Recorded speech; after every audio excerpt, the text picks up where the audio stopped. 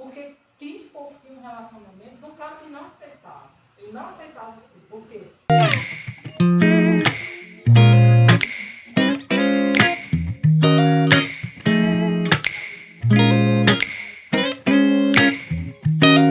Olá pessoal, estamos aqui na nossa parte 2 do vídeo, né, sobre relações abusivas, desmascarando o homem tóxico, né? No vídeo anterior eu falei bastante sobre a descrição de o que é uma relação abusiva, né? Agora nós vamos passar a fala para a Eliadna, né? Ela que tem muito mais conteúdo para descrever o perfil desse homem abusivo, né? Então Eliadna, fique à vontade, fale para nós, né, um pouco sobre seus conhecimentos. Vou falar mesmo, viu? Fique à vontade. Então, voltando a um pouco do que eu falei no vídeo passado, quando eu atendia essas vítimas de violência, e olha que as violências eram muito profundas, né? Desde ameaças, murros, diminuições. Só uma interrupção, você atendia onde, né? Você trabalhava onde nessa época, né? Na condição de atendimento, né? Para o público saber. Sim, eu trabalhei no judiciário durante alguns anos, né? E trabalhei no Ministério Público também durante 19 anos. Parte desses anos eu atendia vítimas de violência doméstica.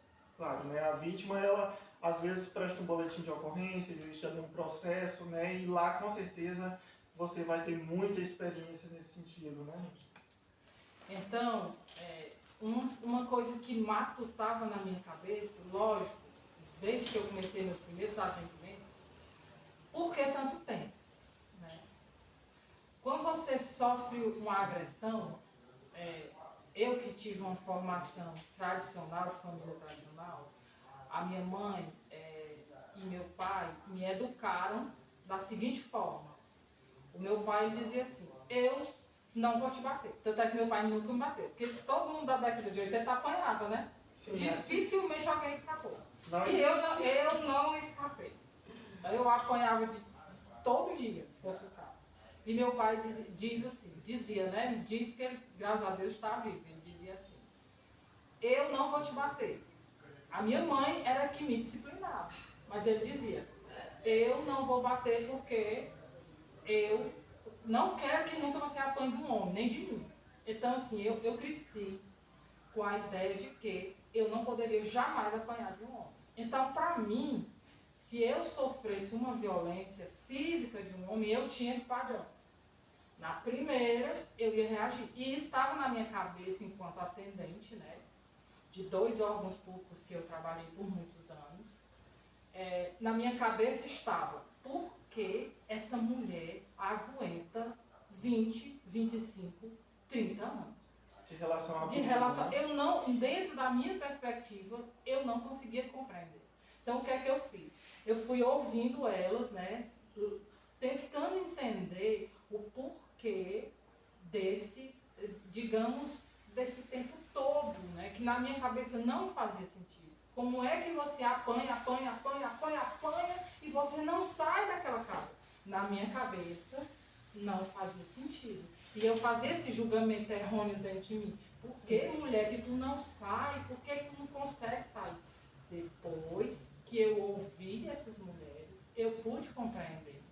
E nós já estamos falando aqui da agressão física, né? Que já é um estágio bastante avançado de uma relação abusiva, né? Anteriormente a isso, muita coisa já vem acontecendo, Sim. Né? Que a gente muitas vezes não é capaz de perceber. O vizinho não é capaz de perceber, o vizinho percebe quando ela está apanhando. Sim. Né? Então, mas o antes ele não percebe. Quando o meio social vai perceber, as coisas já estão bastante avançadas. Né? Então, para a gente entender um pouco como é que essa violência se instala, para você que passa por isso, ou para você que tem pessoas perto de você, preste atenção no que nós vamos falar agora.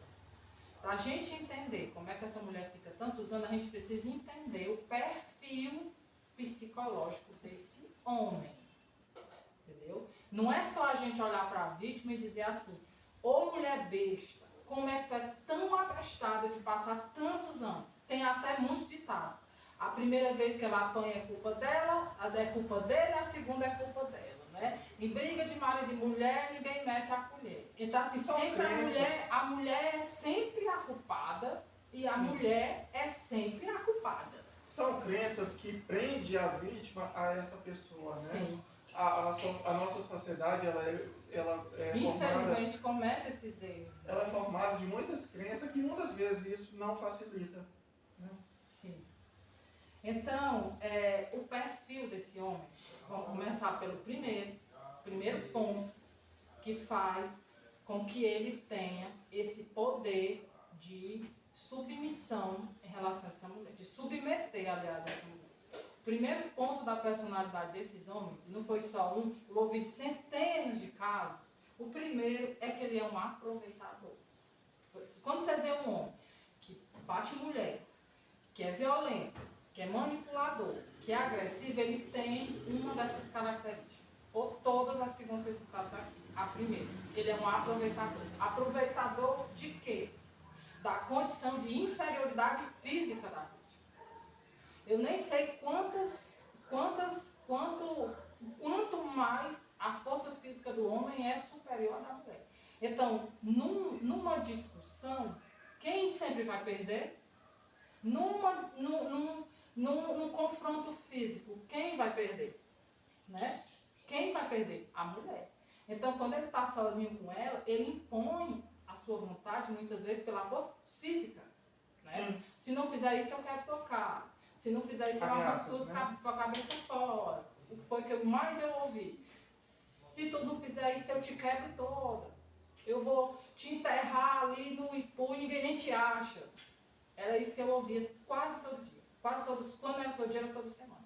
Então, ele é, ante tudo, um aproveitador. E ele se aproveita da condição de ser homem, porque a Lei Maria da Penha contempla essa ideia de gênero, né, a violência de gênero. Por quê? Porque eu, enquanto homem, sou mais forte, a mulher ela é mais frágil, então eu posso impor fisicamente. Né? Existe essa vantagem muito grande do homem sobre a mulher. Segundo ponto, ele é manipulador, que foi até o que o Kaique já falou. Né?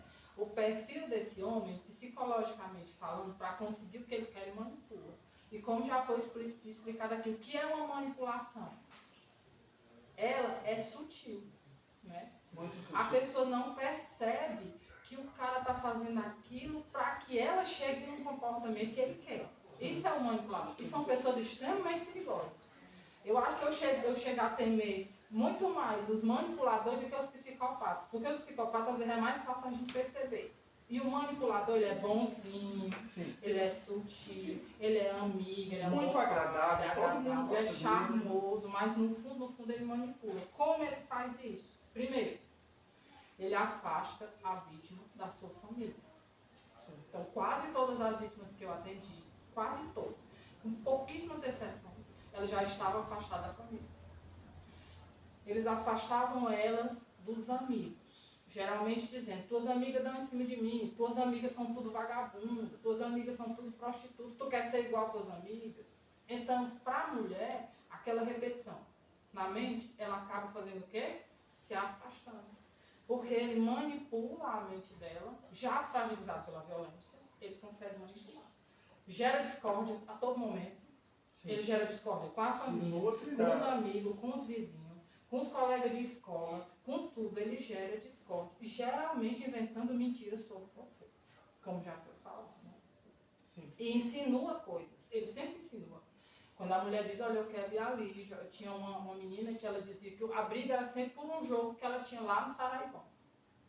Tu vai jogar por quê? É bem porque lá tem homem. É bem porque tu quer me trair. É bem porque as tuas amigas vagabundas estão lá. Então, sempre insinuando coisas. Então, o homem violento, dentro do perfil psicológico dele, se a gente for analisar, ele é um manipulador. Todos eles manipulam. Eles sendo bem instruídos, eles tendo pouca escolaridade, eles desenvolvem a arte da manipulação. É incrível. Né? Podia desenvolver para coisa boa. É uma habilidade natural, né? Muitas vezes são pessoas rústicas que nem têm uma educação. Mas mente, né? Muito bem, mas finge muito bem, né? E manipula essa vítima. Então, quando a gente diz a mulher não sai porque não quer, a gente tem que ver que ela está condicionada àquilo ali, né? Ela está há muitos anos condicionada. Outro ponto, né? Ele é culpabilizador. Isso aqui é o que mais me doía quando eu ouvia essas vítimas. Ele sempre levava a vítima à exaustão mental e após um surto, ele culpava ela. Um exemplo. Teve um que disse, olha, ele tinha dado um soco no rosto dela e tinha empurrado a cabeça dela contra a parede. Aí eu disse, mas o que foi que levou a essa situação, né? Eu perguntava, né, quais foram os tipos de violência, ela acabava falando. Olha, tudo era motivo de discussão. Ele dizia coisas e se eu discordasse, ele me batia. E quando ele me batia, que eu surtava de tanto ele me atacar, ele dizia assim, tá vendo? Eu te bati porque tu, eu fiz isso porque tu, eu te bati porque tu fica me enfrentando, eu te bati porque tu é linguaruda, eu te bati porque tu é nojenta, eu te bati porque tu é isso, porque tu é aquilo. Ou seja, ele primeiro ele provoca o sofrimento da vítima, depois ele culpa ela por ele ter agredido ela. E o pior, ela se sente culpada, porque elas diziam assim pra mim, ó, mas também, mulher, eu sou linguaruda mesmo. Se eu tivesse ficado calada, ele não tinha me dito. Ou seja, ele conseguiu culpabilizar. Quando elas eram atacadas fisicamente, eles diziam, olha o que tu me fez fazer. Né? Ele culpabiliza, eles são altamente culpabilizadores. Muito cuidado, porque tudo que você fizer, tudo que ele fizer contra você, ele vai distorcer o negócio para te culpar.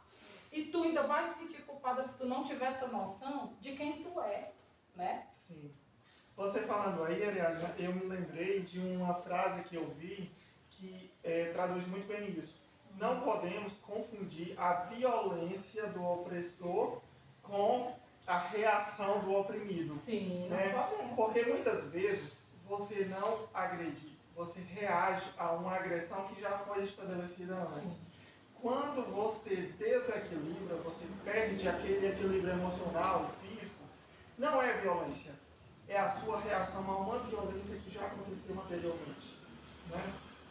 Exatamente. Então, você vê o quanto há de adoecimento, né? De você ser agredida, muitas vezes de todas as formas, e ainda você ser culpada por ter sido agredida de todas as formas. Então é isso que eles conseguem.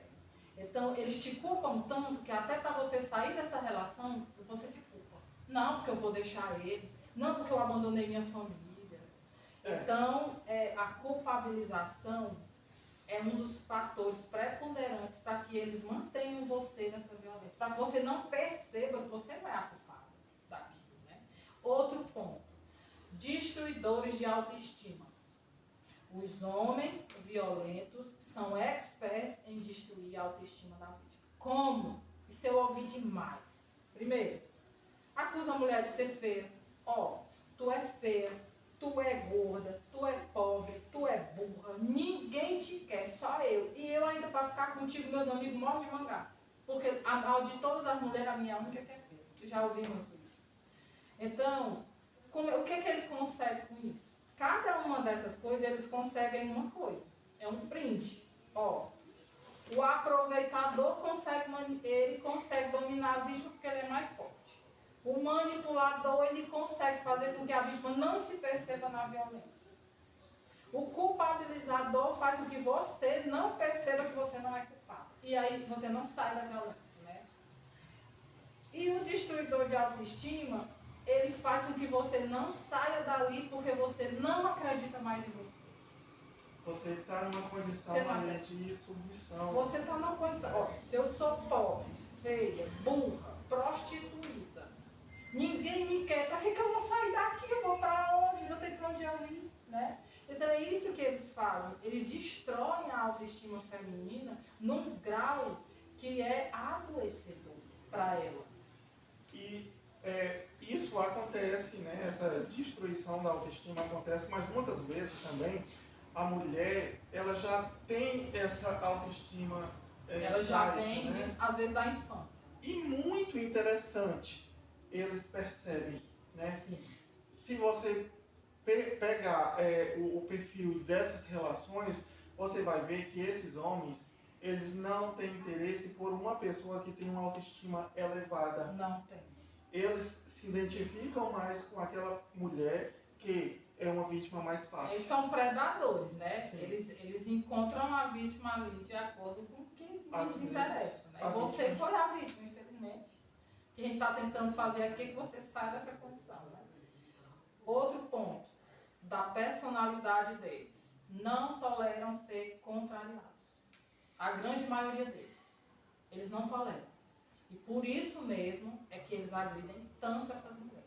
Quando eu falo de agressão, gente, não é só agressão física, não. Né? Ó, me chamar você de feia, de burra, de gorda, pegar seu dinheiro, tomar seus bens, te expulsar de casa, sem te dar nada. Tudo isso é agressão. Não é só bater. Você não é vítima só se você apanhar. Você pode ser vítima porque ele te diminui, porque ele não permite que você faça as coisas que você quer, porque ele fala mal de você para os outros, porque ele destrói sua autoestima. Tudo isso aí tem base legal para você poder sair dessa relação. Então, primeiro, ele destrói a sua autoestima.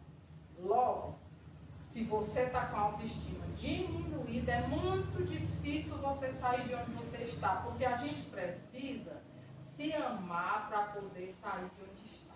Eu preciso me amar e me respeitar, eu preciso me achar que eu tenho capacidade para me sair dali e seguir para frente. Sim.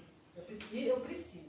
Se eu estou diminuída, com a autoestima destruída, se eu estou num lar onde eu sou desacreditada, onde eu sou culpabilizada, como você vai sair? É interessante isso porque diminui, né, o campo de solução de problema, porque essa mulher, ela tem o que a gente chama de visão de túnel, né, que ela só foca o problema, ela não consegue ter uma visão mais ampla. Porque a autoestima, quando uma mulher está bem, seja quem for a vítima, quando ele está bem, ele consegue ver mais campos de soluções, outros horizontes, né? Quando você está com autoestima prejudicada, você não vê além do problema. Você fica bloqueado, né? Sim. Você fica bloqueado. E também, né, geralmente são infiéis. Muitos, praticamente todos são infiéis. E sabe o que é pior? O pior da infidelidade é que geralmente eles têm outras mulheres, mas eles querem forçar a vítima a aceitar essa situação. Olha, eu tenho outra, mas eu quero ficar contigo. E se ela não aceitar, o que é o cúmulo é serem agredidos por isso. Então, assim, esse é um ponto também que é muito sensível, porque uma parte das mulheres que eu atendi resolveu pôr um fim na relação, não foi porque elas eram agredidas, foi porque surgiu outra mulher. Para apanhar no lugar delas, né? Diga-se de passagem. Novas vítimas. Aí ele vai deixar essa e vai agredir outra. Porque não se engane. Como diz aquela música. Não, nada mudou, ainda somos os mesmos, nós somos iguais. Um agressor, ele não vai do dia para a noite deixar de ser, porque é o perfil dele. Perfil só muda quando a pessoa ela adquire um grau de consciência muito alto, né? E é muito difícil. E muitas vezes não muda, mesmo com a consciência, porque vejamos, é vantajoso para ele essa condição de comportamento dele, de personalidade, porque ele impõe. Então, se aquilo é vantajoso para ele, por que ele vai mudar? Ele não tem por que mudar. Está numa condição confortável, ele tem o que quer, ele bate na hora que quer, ele tem outras mulheres na hora que quer, a mulher tem que estar ali aguentando tudo. Vamos mudar para quê? Isso me é muito cômodo. A condição de homem violador é muito cômodo para ele. E muito dependioso para a vítima, muito doloroso para ele. E esse é um dos grandes impasses, porque a mulher, muitas vezes, ela tende a acreditar, não, ele vai mudar. Tem sempre uma segunda chance, uma terceira, uma quarta, uma quinta, uma 20ª, sempre existe uma outra chance, né? Não, agora eu vou ter um filho com ele, né? Aí ele vai mudar. Não, só piora, porque você vai aumentar a sua dependência. Sim. E uma das coisas que mantém, né, respondendo a sua pergunta, por que de tantos anos, é isso. Sempre uma segunda chance, uma terceira, sempre vai ter uma... E nunca chega essa mudança. Ele não muda porque é vantajoso para ele, como a gente já falou aqui. E a personalidade em si dele é perversa. Né? É estruturado, ele tá estruturado para isso. E por fim, né, falando sobre um pouco desse perfil, é lógico que para a gente definir alguém como psicopata ou não, existem muitos itens, né?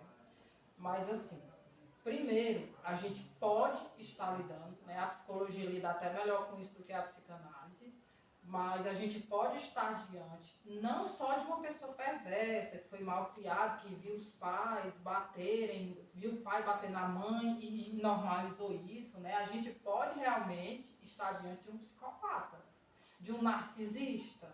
Um histriônico também, né? A gente pode estar diante de uma pessoa que ela não é só uma pessoa com um comportamento ruim.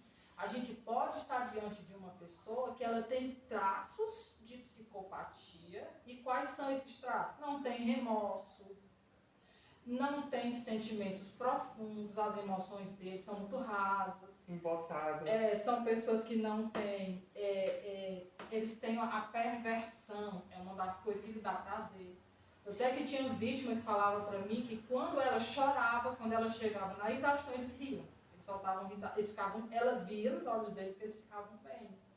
Então, assim, tem coisas que só psicopatas fazem, inclusive crimes, né? Se a gente for analisar os crimes, os piores, a pessoa que comete um crime sobre violenta emoção, ela comete de um jeito. Mas o psicopata, ele é aquela pessoa que ele rasga a pessoa em 20 pedaços e vai comer uma pizza.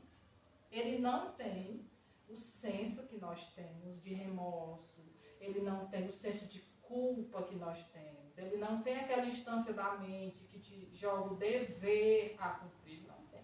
Então, muitas vezes, queridas, infelizmente, a gente pode estar lidando aqui não só com um homem ruim. E aí que a gente vai falar sobre o feminicídio depois. Porque você pode estar num lar violento, que você pode não conseguir sair. Como eu, infelizmente, já vi vítimas que hoje estão enterradas.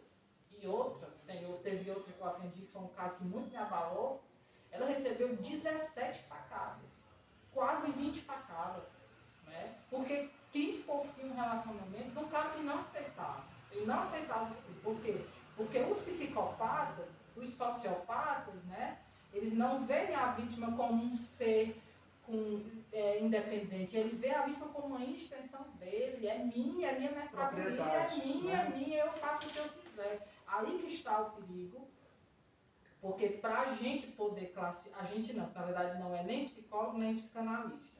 É o psiquiatra que, com uma história de vida pregressa, então ele vai fazer toda uma análise para ver se aquela pessoa ela tem traço de psicopatia. O que a gente pode fazer aqui é perceber os comportamentos, né? Que a gente percebe que às vezes esses homens não são só ruins, eles são bem piores do que isso. E se eles são bem piores, não espere melhora, né? Hoje, pouco se melhorou em relação às psicopatias, né? Então, se for um psicopata, realmente, se há uma cura, eu creio que é no campo espiritual, não é nessas nossas terapias aqui. Então, você tem que tomar muito cuidado se você não está diante de uma pessoa extremamente perversa, onde a sua vida está em risco. Então, recapitulando aqui. Qual é o perfil do homem violento? Primeiro, ele se aproveita da condição de ser mais forte. Segundo, ele manipula você. Terceiro, ele te culpa. Quando ele te agride, ele diz ainda que a culpa é sua. Quarto, ele destrói tua autoestima. Quinto, ele é infiel, ainda quer te obrigar a aceitar essa condição. 6, que é o pior de todos, é que ele pode realmente ser psicopata. O que é isso? Como já falaram, é a pessoa que ela não veio com uma normalidade moral. Ela é uma pessoa que ela não tem amor verdadeiro, ela não tem culpa, ela não tem medo, ela é aquela pessoa estranha e que ela é capaz de fazer horrores sem ter sentimento nenhum. O psicopata, ele não tem estrutura emocional que outras pessoas têm. Ele é capaz de cometer, inclusive, crimes absurdos e não ter nenhum tipo de remorso. Ele é capaz de sentir prazer, inclusive, em ver o outro agonizando, sofrendo. Então, o psicopata, alguns estudos revelam, né, que eles têm uma dificuldade, alguma desordem no sistema cerebral mesmo, né, no sistema nervoso, que dificulta eles a terem essa emoção, medo, coisas que para nós somos pessoas comuns, é normal, né? Sentir medo, sentir alegria, felicidade. Sentir remorso, se arrepender, sim. respeitar, sentir a empatia pelo outro. Eles não têm nada disso. Para eles é muito difícil isso e até impossível, né? Então, diante de tudo que foi dito aqui, né? Se fez sentido para você, existem vários órgãos aí que tutelam o feminino, né? A violência, procurar um deles, procurar ajuda. E se não fez sentido para você, mas parece que fez sentido para outras pessoas, passe esse vídeo adiante, né? Converse com as suas amigas. Né? Em breve nós estaremos atendendo nessa área, né? O Kaique já está, porque já é psicólogo, eu me formo agora em dezembro, então a gente gostaria muito de poder tratar um pouco mais essas pessoas. Temos conhecimento para isso, pelo menos eu estou me especializando nisso, nessa área de violência, para a gente tentar recuperar um pouco, né, a mente, a saúde mental e a vida dessas mulheres. A vida é muito curta para a gente passar 30 anos em violência. Né? Eu já conheci mulheres que depois de 30 anos de violência, elas disseram assim para mim, eu nunca tinha ido na pracinha sozinha. Eu fui lá pela primeira vez e comi uma batatinha que um cara estava vendendo. E a gente vê que para elas é uma coisa assim, tão importante, coisa que elas não podiam viver. Então, vocês imaginam a escravidão que foi, por 30 anos, viver num ambiente violento. Então, assim, nós queremos muito que essa situação mude. A gente vai sempre estar aqui chamando a atenção para essa situação de violência, para que você possa, através dos nossos vídeos, se reconhecer e sair dessa situação. E nós estaremos atendendo, inclusive, vítimas de violência doméstica em breve, né? A gente vai até expor depois nos nossos canais, quando a gente puder fazer um atendimento melhor e informar e orientar que vocês procurem, né? Se quiserem resolver no campo da justiça mesmo, existem vários órgãos a se procurar. Você não precisa passar por isso tudo sozinha. Sim. O nosso campo é o campo do atendimento psicológico, né? A Ariadna está em processo de formação, logo ela estará atendendo, né? Muito bem. Por sinal, Ariadna, parabéns pela sua conduta, visão de caso, né? Eu já faço um atendimento online, né? Vou deixar as descrições nas redes sociais, né? Já tenho uma rede social para isso, né? Então, estamos aí atendendo essas vítimas, né? No campo psicológico, né? No campo jurídico, tem outras formas, tem outros meios que outras pessoas podem informar melhor, né? No mais, agradeço a você que nos assistiu até aqui. Recapitulando, nós estamos na segunda parte desse vídeo, né, falando sobre relações abusivas. Pretendemos lançar os próximos em breve, né? E agradeço já mais uma vez a você que nos deu atenção e que se interessa por esse assunto. Ariadna, você gostaria de falar mais alguma coisa para resumir? Volto a dizer, você não precisa passar por isso sozinha. E no campo psicanalítico existem muitas técnicas para que a gente possa levar você a ter uma vida melhor. Infelizmente eu não posso atender ainda, né? Eu ainda me formo daqui para 31 de dezembro, quando eu estiver já formada. É um dos campos que eu pretendo militar na saúde mental dessas vítimas.